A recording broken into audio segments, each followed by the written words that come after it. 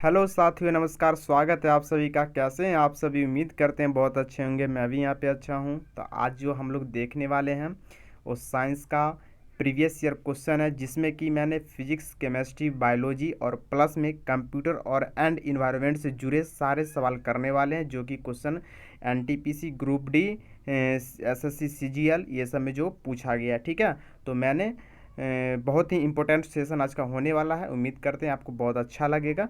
तो चलिए वीडियो को शुरू करते हैं हम। ये रहा आपका पहला क्वेश्चन। मेरे प्यारे दोस्त, अगर आप मेरे से जुड़ना चाहते हैं तो आप चैनल को सब्सक्राइब कर लीजिए, ठीक है ना। तो चलिए, ये रहा आज का पहला क्वेश्चन। ऑडियो हेडफोन की सबसे पहली जोड़ी 1910 में किसके द्वारा बनाई गई थी? ये क्वेश्चन आपका आरआरबी एनटीपीसी 2017 में पूछा गया है। ठीक है, कि ऑडियो हेडफोन की सबसे पहली जोड़ी जो थी 1910 में किसके द्वारा खोजी गई थी? ऑप्शन है आपके सामने: हम्फ्री डेवी, नथानियल वर्ल्डविन, और माइकल फैराडे, और जॉन कॉस। तो इसका जो सही उत्तर हो जाएगा, ऑडियो हेडफोन की जो पहली जोड़ी 1910 में जो है सो नथानियल किसके द्वारा? नथानियल बर्डविन के द्वारा जो है सो बनाई गई थी। ठीक है ना, ध्यान में रखिएगा, बहुत इंपॉर्टेंट क्वेश्चन होने वाली है। तो ऑडियो फ़ोन की दो चीज़ आपको यहाँ पे ध्यान में रखना है। ऑडियो फ़ोन का तो हो जाएगा नथानियल वर्ल्डविन, और ये कब? तो 1910 में ईस्वी में खोजी गई थी। और 1958 में जो है सो जॉन सी कॉस, कौन है? जॉन सी कॉस ने स्टीरियो हेडफोन का निर्माण किया था। ये भी आपको ध्यान में रखना है। ठीक है, स्टीरियो मतलब स्टीरियो हेडफोन का जो किसने निर्माण किया था? जॉन सी कॉस ने। और ऑडियो हेडफोन की नथानियल वर्ल्डविन ने किया था। ठीक है, तो दोनों क्वेश्चन आपको ध्यान में रखनी है। आगे बात करेंगे कि निम्न में से कौन सा एक आउटपुट डिवाइस नहीं है, इसके बारे में बात करने वाले हैं। तो आउटपुट डिवाइस इसमें से आपको बताना है कौन सी। तब ऑप्शन है प्लॉटर, स्पीकर, प्रिंटर और स्कैनर होता है एक, वो है।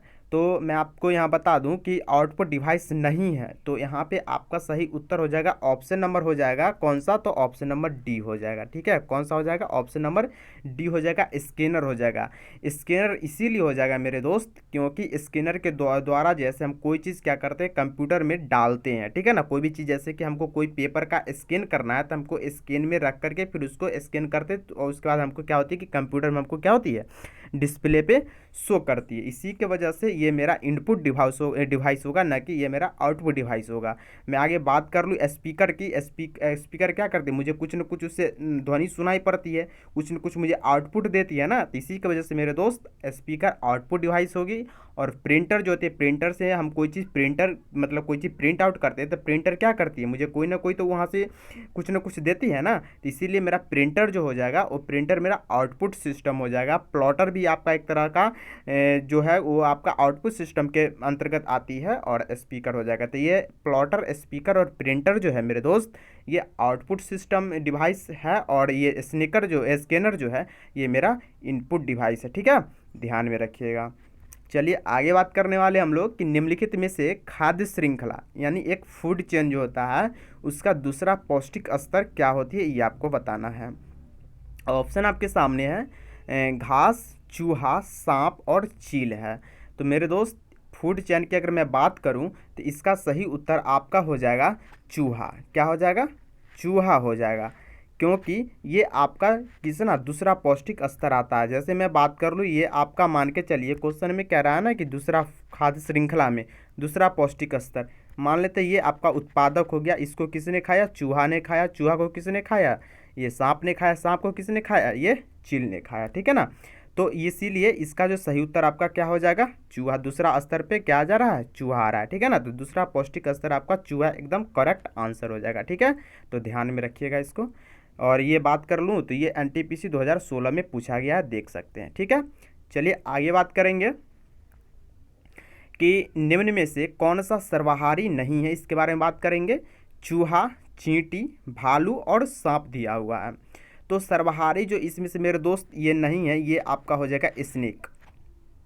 स्नेक ये आपका जो है सो मांसाहारी है, ना कि ये सर्वाहारी है। तो इसका जो सही उत्तर आपके सामने हो जाएगा option number D, snake. Clear है ना। आगे बात करेंगे लेड का सर्वाधिक महत्वपूर्ण अयस्क। लेड का यानी शीशा होता है, उसका मतलब अयस्क कौन सी है ये आपको बताना है, इम्पोर्टेंट और बताना है। तो ऑप्शन ए है ग्लेना, मैग्नेटाइट, पायरोलुसाइट और साइडराइट। तो ये आपका एनटीपीसी 2019 में पूछा गया क्वेश्चन है। और तो लेड का महत्वपूर्ण अयस्क जो होती है मेरे दोस्त, ये होता है गलेना। क्या होता है? गलेना होती है, ध्यान में रखिएगा, बहुत इंपॉर्टेंट क्वेश्चन है। चलिए आगे बात करेंगे। ऑक्सीजन की खोज किसने की? ये तो VVI क्वेश्चन ही लिख लीजिए इसको, VVI क्वेश्चन, ठीक है ना मेरे दोस्त। ये बहुत बार क्वेश्चन पूछा गया है, बहुत बार रिपीटेड क्वेश्चन हुआ है। क्यों? इस क्वेश्चन इसीलिए पॉपुलर है क्योंकि इसका ऑप्शन ही बहुत बेहतरीन है। चलिए ऑप्शन को पढ़ते हैं। ऑप्शन ये है कि कार्ल सीले, हुक, हाइजेनबर्ग और विलियम्स। मेरे दोस्त ऑक्सीजन की खोज में 3 साइंटिस्ट का नाम आता है, जिसमें से आपको तो यहाँ पे इसका मैं बता दूँ, इसका सही उत्तर आपका ऑप्शन नंबर ए हो जाएगा, कार्ल सी से हो जाएगा। मैं आगे बात कर लूँ मेरे दोस्त, तो यहाँ पे ऑप्शन के अकॉर्डिंग आपको चलना है। लेकिन अगर यहाँ पे देख सकते हैं इसका सही नाम ऐसे माना जाए तो जोसेफ प्रिस्टले हो जाएगा, ठीक है ना, जो कि ऑप्शन में नहीं है। अगर मेरे दोस्त ऑप्शन में अगर जोसेफ प्रिस्टले नहीं रहेगा तो आपको किसके साथ जाना है? कार्ल विलियम सीले के साथ आपको जाना है, ठीक है ना। तो इसीलिए मेरे दोस्त इसका सही उत्तर हो जाएगा कार्ल विलियम सीले, ठीक है ना। इसीलिए ऑप्शन नंबर ए मैंने टिक किया हूँ, कार्ल सीले। और देख सकते हैं ये 2018 का ग्रुप डी में पूछा गया क्वेश्चन है, ठीक है ना, तो ध्यान में रखिएगा। चलिए आगे बात करेंगे। अगला क्वेश्चन है कि निम्नलिखित में से कौन सी एक कोयला किस्म नहीं है, इसके बारे में बात करता है। तो मेरे दोस्त कोयला के कितने प्रकार होते हैं आपको पता होने चाहिए कि कोयला के 4 प्रकार होते हैं। कितने प्रकार होते हैं? कोयला के 4 प्रकार होते हैं। कौन कौन सी होती है? तो एक एंथ्रासाइट होती है, एक लिग्नाइट होती है, एक बिटुमिनस होती है, एक पीट होती है। ये 4 प्रकार होती हैं। अगर मैं बात करूं मेरे दोस्त तो कोयला में अगर आपसे पूछ लिया जाए कि सबसे सर्वोत्तम कोयला कौन सी होती है मेरे दोस्त, तो वो होता है आपका एंथ्रासाइट होती है, क्योंकि इसमें 90 से 92% जो होती है क्या पाई जाती है? कार्बन पाई जाती है, ठीक है ना। तो इसीलिए आपका सही उत्तर एंथ्रासाइट हो जाएगी। अगर पूछा जाएगा कि सर्वोत्तम कोयले का कौन सा किस्म है, ठीक है, तो वहाँ पे एंथ्रासाइट हो जाएगी। तो यहाँ से पूछ रहा है कि कोयला किस्म नहीं है, कौन सा इसमें से बताना जो कि कोयला का प्रकार नहीं है, कोयला का किस्म नहीं है। तो मेरे दोस्त मैंने अभी बताया हूँ कि एंथ्रासाइट, लिग्नाइट, बिटुमिनस, पीट। यानी बिटुमिनस तो है ही इसका किस्म कोयला का, लिग्नाइट भी है, पीट भी है। लेकिन मेरे दोस्त ऑप्शन नंबर डी को आप ध्यान से देखिए, ये डोलोमाइट है, ठीक है ना। डोलोमाइट क्या है? ये कोयला का किस्म का ये नहीं है, ठीक है ना। डोलोमाइट क्या है? कोयला किस्म का नहीं है, ठीक है। तो चलिए इस क्वेश्चन का right answer option number D हो गया। आगे बात करेंगे फ्यूज तार के बारे में। अगर बात करेंगे तो फ्यूज तार मिश्र धातु किसका एलॉय है, ये आपको बताना है। जो कि हम लोग घर में यूज करते हैं ना फ्यूज तार, उसके बारे में बात कर रहे हैं कि मतलब फ्यूज तार जो होता है सो किस मिश्र धातु का बना होता है। तो ऑप्शन ये है कि टीन और सीसा, टीन और तांबा, सीसा और तांबा, तांबा और चांदी। मेरे दोस्त ये सब ये क्वेश्चन देख सकते हैं, ये ALP टेक्नीशियन 2018 में पूछा गया क्वेश्चन है। और ये क्वेश्चन बहुत ही ईजी है। आपको पता होना चाहिए कि फ्यूज तार में पहला नंबर की न चांदी का तो यूज करेंगे ही नहीं, ऑप्शन नंबर डी तो ऐसे ही हट गया, ठीक है। तांबा का तो यूज होता ही नहीं है, तांबा दो ऑप्शन में दिया हुआ है, ऐसे ही खत्म हो गया। आपका एक ही ऑप्शन बच गया, ऑप्शन नंबर ए, ठीक है, जिसमें क्या है? टीन और सीसा है। तो फ्यूज तार जो होती है टीन और सीसा मिश्र धातु का बना होता है। क्लियर है ना, ध्यान रखिएगा। चलिए आगे बात करेंगे। दिए गए विकल्पों में से निम्नलिखित कथन के लिए विकल्प का प्रयोग करके रिक्त स्थान भरे, ठीक है। डैश एक सही मछली है, कौन सा एक सही मछली है ये आपको बताना है। इसमें तो नाम से ऐसा लगेगा कि सभी मछली है, लेकिन मेरे दोस्त ध्यान रखिएगा सभी मछली नहीं है। एक सही मछली पूछा गया, ठीक है ना। Real fish, cattle fish option है, जेली फिश है, डॉग फिश है और एक स्नेक है। तो मेरे दोस्त यहाँ पे मैं आपको बता दूं कि यहाँ पे एक सही मछली जो माना जाता है वो आपका ऑप्शन नंबर डी हो जाएगा, डॉग फिश, ठीक है। डॉग फिशिंग एक क्या है, ये आपका हो जाएगा डॉग फिश जो है ये क्या है, एक सही मछली है। नहीं तो कैटल फिश, जेली फिश ये तो फॉल्स फिश है, ठीक है ना। ध्यान रखिएगा, ठीक है। तो इसका सही उत्तर ऑप्शन नंबर आपका हो जाएगा सी। अगर मैं बात कर लूँ आगे तो कैटल फिश जो है वो किसके अंतर्गत आता है, तो कैटल फिश जो आता है वो मोलस्का के अंतर्गत आता है। किसके अंतर्गत आता है? मोलस्का के अंतर्गत आता है। और जेली फिश जो होती है वो नाइडेरिया के अंतर्गत आता है। और डॉग फिश जो होता है संघ कॉर्डेटा वर्ग के अंतर्गत आता है, कॉर्डेटा वर्ग के ही अंतर्गत आता है, ठीक है ना। क्योंकि ये ट्रू मतलब रियल फिश है, इसी के लिए ये कॉर्डेटा वर्ग में आती है। अगर स्नेक की बात कर लूँ तो ये जो है से रेप्टाइल्स के अंतर्गत आती है, ध्यान रखिएगा, ठीक है ना। चारों इम्पोर्टेंट आपके लिए होने वाला है। आगे बात करेंगे कि निम्नलिखित में से किस विद्युत चुंबकीय तरंग की तरंगदैर्घ्य सबसे कम होती है। ये आरआरबी ग्रुप डी 2018 का पूछा गया क्वेश्चन है। ऑप्शन ए है रेडियो तरंग, ऑप्शन बी है इंफ्रारेड तरंग, ऑप्शन सी है एक्स किरणें, ऑप्शन डी है गामा किरण। तो विद्युत चुंबकीय तरंग की तरंगदैर्घ्य पूछा गया जिसका सबसे कम है, ये आपको बताना है। तो आपको मेरे दोस्त ध्यान में रखना, यहाँ पे दो क्वेश्चन मैं आपको बता रहा हूँ। एक आपका तो ये रेडियो तरंग हो गया, ये रेडियो तरंग तो ये सबका सबसे ज़्यादा ये मतलब ज़्यादा होता है, ठीक है। क्या होता है, सबसे ज़्यादा होता है इसका वेवलेंथ, ठीक है, ध्यान रखिएगा। और ये गामा किरण जो है, गामा किरण का सबसे लो होता है, इसका क्या होता है, सबसे कम होता है वेवलेंथ, ठीक है। तो इस क्वेश्चन का सही उत्तर आपका ऑप्शन नंबर डी हो जाएगा। कम पूछा गया है ना, तरंगदैर्घ्य सबसे कम होती है, तो गामा किरण इसका एकदम सही उत्तर हो जाएगा, जो कि ऑप्शन नंबर डी में दिया हुआ है। क्लियर है ना, तो ध्यान रखिएगा, ऑप्शन नंबर डी आपका एकदम सही उत्तर है, गामा किरण। आगे बात करेंगे, यहाँ पे देख सकते हैं मैं यहाँ पे डाल दिया हूँ खोजकर्ता और विद्युत चुंबकीय तरंग जो है इसके बारे में। गामा किरण की बात करेंगे, इसकी खोजकर्ता कौन है, बेकुरल है। एक्स किरण का रोंटगन है, परावैगनी का रीटर हो गया, और दृश्य प्रकाश का न्यूटन हो गया, अवरक्त विकिरण का हर्शले हो जाएगा, और लघु रेडियो तरंग का क्या हो जाएगा, हेनरिक हटर्ज हो जाएगा, और दीर्घ रेडियो तरंग का क्या हो जाएगा, मार्कोनी हो जाएगा, ठीक है ना, ध्यान रखिएगा। चलिए आगे बात करेंगे। चांदी का अपेक्षिक घनत्व 10.8 है, ठीक है, और पानी का घनत्व आपका 103 किलोग्राम पर मीटर क्यूब है। तो ऐसा ही मात्रक में चांदी का घनत्व क्या होगा। मेरे दोस्त यहाँ पे एक फॉर्मूला होती है कि अपेक्षिक घनत्व बराबर होता है पदार्थ का घनत्व बट्टा पानी का घनत्व होता है, ठीक है। और में यहाँ पे ये पूछा गया, आपका देख सकते हैं एनटीपीसी 2017 में पूछा गया क्वेश्चन है। तो यहाँ पे क्या होता है, अपेक्षिक घनत्व बराबर यानी रिलेटिव डेंसिटी बराबर जो होता है, रिलेटिव डेंसिटी बराबर जो होता है क्या होता है, यानी पदार्थ का घनत्व, ठीक है, क्या होता है, पदार्थ का घनत्व हो जाएगा आपका, पदार्थ का घनत्व, और नीचे हो जाएगा आपका पानी का घनत्व, ठीक है, पानी का घनत्व होता है, पानी का घनत्व होता है, ठीक है ना, ध्यान रखिएगा, पानी का घनत्व होता है। तो यहाँ पे आपको इसी फार्मूला पे बैठा देना है, आपका आंसर आ जाएगा। तो चलिए हम इसको फार्मूला को लगाते हैं, इसको मिटा देते हैं क्योंकि मेरे पास स्पेस नहीं है। तो चलिए यहाँ पे देख सकते हैं कि यहाँ चांदी का घनत्व 10.8 दिया हुआ था, यहाँ पे आप लिख सकते हैं कि 10.8, ठीक है, इक्वल टू अपेक्षिक घनत्व हो गया, पदार्थ का घनत्व, पदार्थ का घनत्व क्या है, पदार्थ क्या है, चांदी है ना, तो ये आपका चांदी का घनत्व को मान लेते हैं कि x हो जाएगा, और नीचे में पानी का घनत्व कितना है, 103 दिया हुआ है ना, 103 यहाँ पे लिख दीजिए, ठीक है। अब x का वैल्यू निकालिएगा तो 103 क्या हो जाएगा, 10.8 से क्या हो जाएगा, मल्टीपल हो जाएगा ना, तो 103 को 10.8 से मल्टीपल कीजिएगा मेरे दोस्त, तो इसका जो सही उत्तर हो जाएगा ऑप्शन नंबर आपका क्या आ रहा है, ऑप्शन नंबर आपका आ जाएगा option number A. Option number क्या आ जाएगा, ऑप्शन नंबर ए आपका एकदम सही उत्तर हो जाएगा, जब आपको 103 को 10.8 से गुना करेंगे तो, ठीक है ना। तो ये आपका निकल जाएगा किसका, तो चांदी का घनत्व निकल जाएगा, यानी पदार्थ का घनत्व आ जाएगा आपका, ठीक है। बस ध्यान में रखना है कि अपेक्षिक घनत्व बराबर क्या होता है, पदार्थ का घनत्व और बट्टे पानी का घनत्व होता है। क्लियर है ना। चलिए आगे बात करेंगे। कार्ल लिनियस को किस रूप में जाना जाता है, ये आपको बताना है। Father of taxonomy, father of plant, और फादर ऑफ एटम, और फादर ऑफ एनिमल साइंस, मतलब फादर ऑफ एनिमल साइंस, ठीक है ना।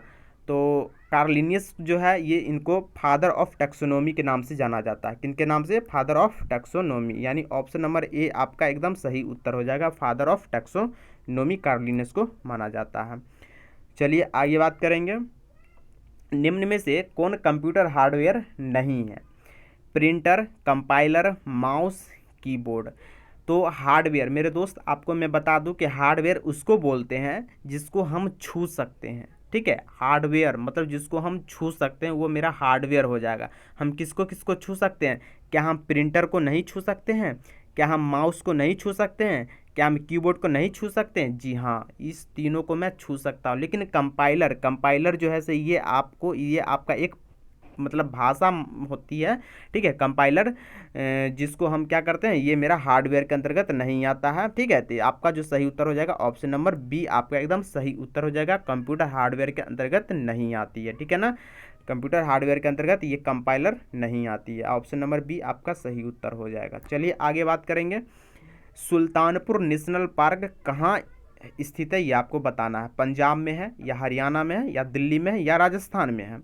तो सुल्तानपुर नेशनल पार्क जो है ये आपको कहाँ देखने को मिलेगा, तो हरियाणा के नंदीग्राम में स्थित है ये आपका सुल्तानपुर नेशनल पार्क। ठीक है, हरियाणा के हरियाणा राज्य के गुरुग्राम में ये राष्ट्रीय उद्यान स्थित है। ठीक है ना, वहाँ पर कितने पक्षियों की प्रजाति है, तो 250 पक्षियों की प्रजाति पाई जाती है। ठीक है ना, ध्यान रखिएगा। आगे बात करेंगे, ENIAC का अर्थ बताना है आपको।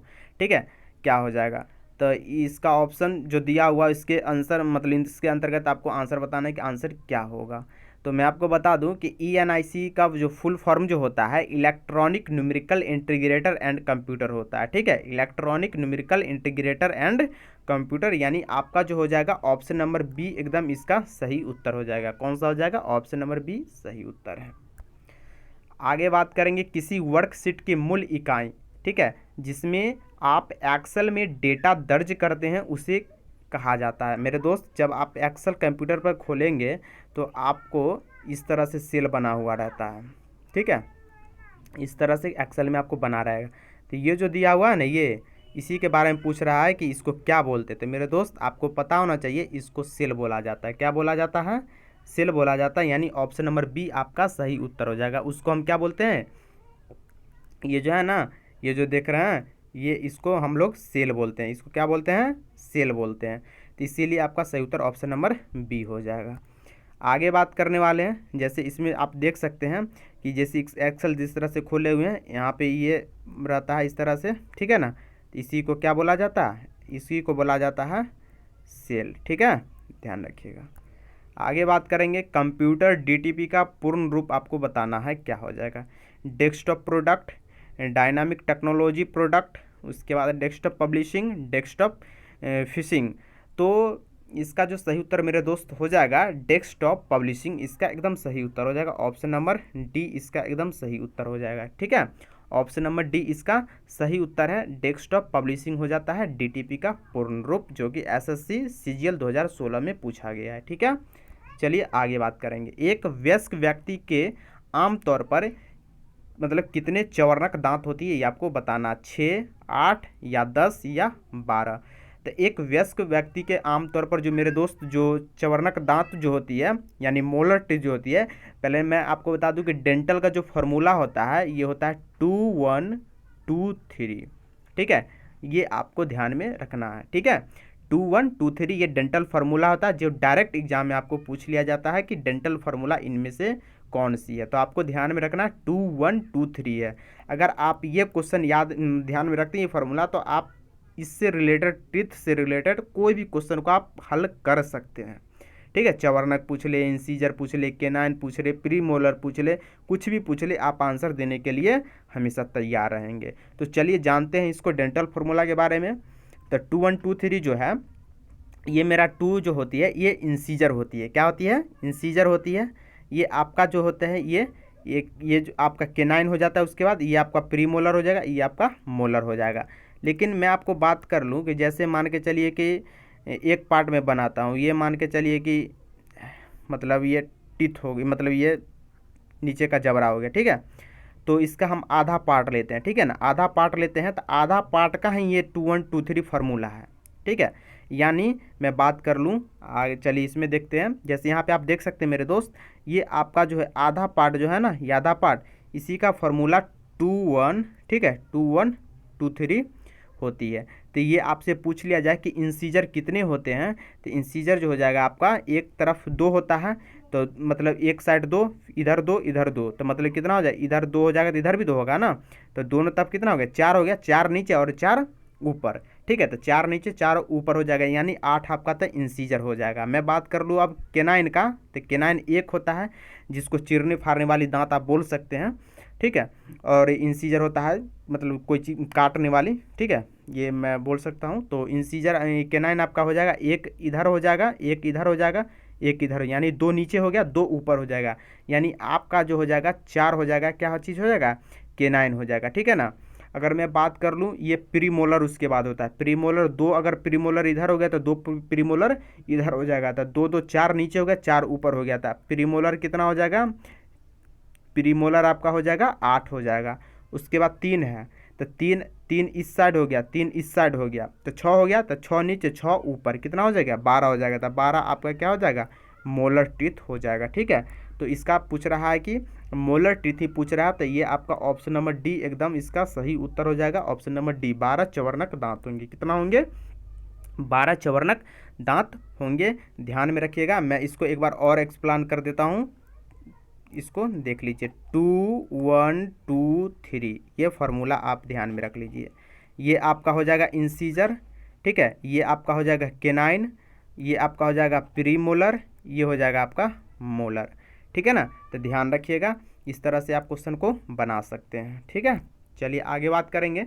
निम्नलिखित में से कौन सी कोशिकाएं इंसुलिन स्रावित करती है। मैं आपको बता दूं कि इंसुलिन जो स्राव होती है वो पेनक्रियास से होती है। ठीक है, अग्न्याशय ग्रंथि से होती है।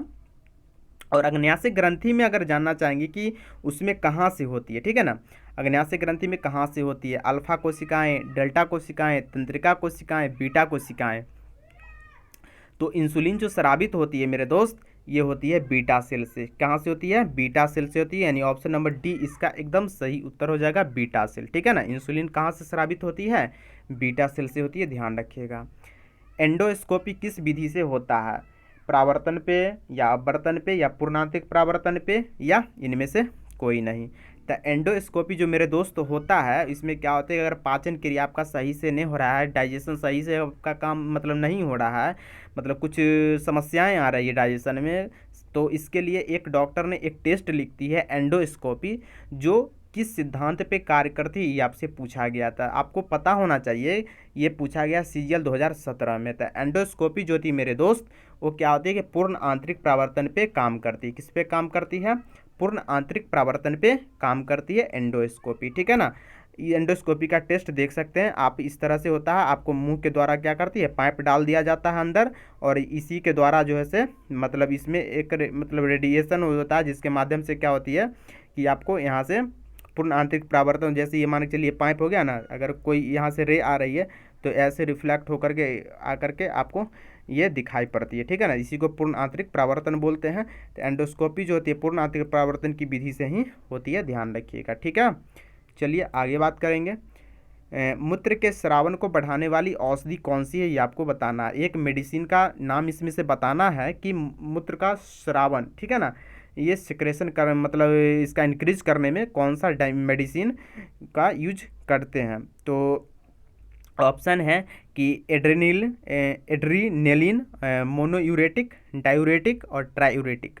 तो मेरे दोस्त ये जो होता है ना, मतलब मूत्र के स्रावन को बढ़ाने वाली जो मेडिसिन होती है, ये डायूरेटिक होती है। कौन सी होती है, डायूरेटिक होती है, ध्यान रखिएगा। ठीक है, आगे बात करेंगे। नैदानिक अल्ट्रासाउंड की खोज किसने की थी, अलेक्जेंडर फ्लेमिंग, यान डोनाल्ड और ए लेवरन और रॉबर्ट कोच। तो अल्ट्रासाउंड जो होती है, ना, जैसे कि मान के चलिए कोई समस्या अगर पेट में आ रही है, तो उसके लिए क्या करते हैं, अल्ट्रासाउंड करते हैं ना। अल्ट्रासाउंड मतलब डॉक्टर के यहाँ जाते हैं, फिर अल्ट्रासाउंड लिखते हैं, फिर उसको करवाते हैं।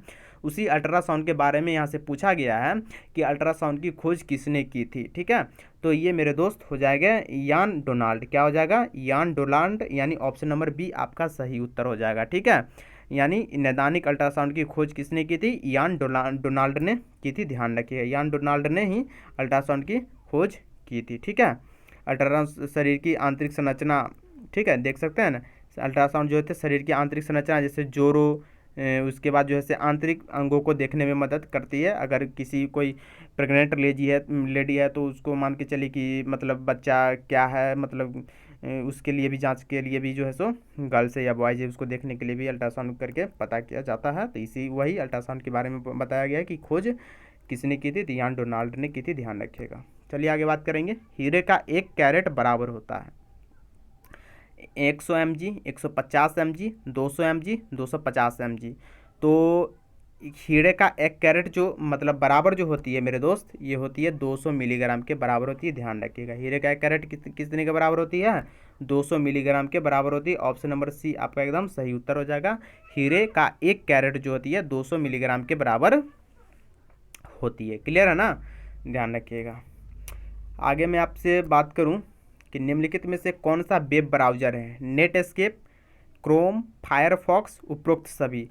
तो मेरे दोस्त वेब ब्राउज़र में आप देख से मोबाइल में भी रहता है ना, देखते होंगे, क्रोम रहता है, आपको पता होगा, फायरफॉक्स जहाँ पे कोई चीज़ हम क्या करते हैं, सर्च करके कोई भी चीज़ को हम देखते हैं, है कि नहीं। तो जानते हैं कि ऑलरेडी ये दो तो जानते हैं, तो ऑटोमेटिक उपयोग सभी आंसर हो जाएगा। लेकिन आपको जानकारी के लिए बता दूं कि नेट एस्केप भी जो होती है एक वेब ब्राउज़र होती है, ठीक है ना। तो इसीलिए आपका जो होती है ऑप्शन नंबर डी आपका एकदम सही उत्तर हो जाएगा, उपरोक्त सभी इसका सही उत्तर है, ठीक है। चलिए देख सकते हैं, यहाँ पे मैं फिगर लगा दिया हूँ, ठीक है ना। ये सभी क्या है, वेब ब्राउज़र है। आगे बात करेंगे, ब्लड ग्रुप ए बी में डैश होता है, कोई एंटीजन नहीं, कोई एंटीबॉडी नहीं, न तो एंटीजन न ही एंटीबॉडी, और ऑप्शन डी है एंटीजन और एंटीबॉडी। तो ब्लड ग्रुप ए बी की बात करूँ मेरे दोस्त, तो ए बी पॉजिटिव जो होती है, कि जानकारी के लिए मैं आपको बता दूं कि ए बी पॉजिटिव जो होती है क्या होती है, ये क्या करती है, किसी भी व्यक्ति से ये खून ले सकते हैं, कोई दिक्कत इनको नहीं होने वाला है। अगर मैं बात कर लूँ ओ निगेटिव के, तो किसी भी व्यक्ति को दे सकते हैं, ठीक है ना, किसी भी व्यक्ति को दे सकते हैं। और ए बी पॉजिटिव किसी भी व्यक्ति का खून ले सकते हैं। ये आपको यानी ये एक्सेप्टर माना जाता है, ये डोनर माना जाता है। ओ निगेटिव को डोनर, ए बी पॉजिटिव को एक्सेप्टर माना जाता है। क्लियर है ना। अगर मैं आप इसमें बात कर लूँ कि किसमें एंटीबॉडी पाया जाता है, किसमें नहीं पाया जाता है, किसमें एंटीजन पाया जाता है, किसमें नहीं पाया जाता है, तो मैं चलिए एक चार्ट के माध्यम से मैं आपको समझाता हूँ। ये आपका हो गया, ये रेड ब्लड सेल हो गया, ठीक है ना, एंटीबॉडी हो गया ये आपका, और ये एंटीजन इन ब्लड में हो गया, ठीक है। अगर मान के चलिए आपका एंटीजन आपका अगर ए है, तो आपका ब्लड ग्रुप भी ए होगा। ध्यान रखिएगा, ध्यान से समझिएगा। आपका एंटीजन आपके अंदर मतलब दो चीज़ पाया जाता है, एक एंटीजन होता है, एक एंटीबॉडी होती है, ठीक है। अगर आपका जो एंटीबॉडी होगा वही आपका ब्लड ग्रुप होता है, ध्यान रखिएगा। तो एंटीजन आपका जो है ए है तो ए ब्लड ग्रुप हो जाएगा, बी एंटीजन है तो बी ब्लड ग्रुप हो जाएगा। आपका एंटीजन अगर आपका ए बी है तो आपका ब्लड ग्रुप क्या हो जाएगा, ए बी हो जाएगा। क्लियर है ना। अगर आपको इसमें मैं आपको बता दूं, एक सेकेंड, अगर मैं बात कर लूँ, इसमें देख सकते हैं कि आपका अगर कोई एंटीजन कोई भी नहीं पाया जाता, नन लिखा हुआ हूँ ना मैं, नन, इसमें अगर कोई एंटीबॉडी एंटीजन नहीं है तो इसका ब्लड ग्रुप क्या हो जाएगा, ओ हो जाएगा, ठीक है ना। तो इसीलिए आप यहाँ पे देख सकते हैं किसमें एंटीजन नहीं पाया जाता है, तो ओ में जो है से एंटीजन नहीं पाया जाता है, ठीक है। लेकिन मैं क्वेश्चन में पूछा कि ए बी में क्या नहीं पाया जाता, ए बी में क्या नहीं पाया जाता मेरे दोस्त, तो देख सकते हैं ये एंटीबॉडीज है ना, एंटीबॉडीज इसमें नन लिखा हुआ है, यानी ए बी जो होती है ब्लड ग्रुप, इसमें एंटीबॉडीज नहीं पाई जाती है। क्लियर है। तो ध्यान रखिएगा, ओ में पूछा जाए तो ओ में आपका एंटीजन नहीं पाया जाता है, और ए बी में आपका एंटीबॉडी नहीं पाया जाता। तो इसका आपका सही उत्तर क्या हो जाएगा, group blood group A B में क्या होता है, ठीक है, क्या होता है, तो इसमें आपको बताना है कि इसका सही उत्तर क्या हो जाएगा। तो मेरे दोस्त इसमें जो होती है कोई एंटीबॉडी नहीं होती है, क्या होती है, कोई एंटीबॉडी, ए बी में कोई एंटीबॉडी नहीं होती है, इसीलिए किसी भी व्यक्ति का खून ले सकते हैं। अन्यथा अगर एंटीबॉडी पाया जाता तो किसी भी व्यक्ति से खून नहीं ले सकते हैं, ठीक है ना, ध्यान रखिएगा। जैसे मान के चलिए कि ब्लड ग्रुप जिसका ए है वो ए व्यक्ति का ही खून ले सकते हैं, ना कि किसी और का खून ले सकते हैं। और ओ निगेटिव जो होती है वो क्या करती है कि किसी भी व्यक्ति को खून दे सकते हैं, क्योंकि उसमें कोई एंटीजन नहीं पाया जाता है, ठीक है। तो ध्यान रखिएगा, कोई भी एंटीजन नहीं पाया जाता है किस में, ब्लड ग्रुप ओ में। लेकिन एंटीबॉडी की बात कर लूँ मेरे दोस्त, एंटीबॉडी दोनों पाया जाता है, ए बी दोनों पाया जाता है। क्लियर है ना। चलिए, तो 25 क्वेश्चन था, मैंने 25 क्वेश्चन करवा दिया हूँ। इसी तरह का सेशन, बहुत ही अच्छा सेशन में बहुत क्वेश्चन मतलब बहुत ही मेहनत करते हैं इस पर, तो उम्मीद करते हैं आपको ज़रूर अच्छा लगा होगा। तो चलिए मिलेंगे नेक्स्ट वीडियो में। इससे पहले मैं आपको बता दूं कि ये जीके का 50 क्वेश्चन है, इस सेशन में मैं करवाया हूं। अगर आप देखना चाहते हैं तो डिस्क्रिप्शन बॉक्स में लिंक दिया हुआ है, वहां से जाकर के इस सेशन को आप देख सकते हैं, ठीक है ना। और मैं विज्ञान का 10 ऐसे सवाल दिया हूँ जो एनटीपीसी ग्रुप डी में पूछा हुआ है, इन सभी का आंसर आपको कमेंट बॉक्स में देना है, और फिर देख सकते हैं किस तरह का क्वेश्चन है। और बहुत ही आपको उम्मीद करते हैं बहुत अच्छा लगा होगा आपको। तो चलिए मिलेंगे नेक्स्ट वीडियो में। Thank you for watching this video, love you all, take care, bye.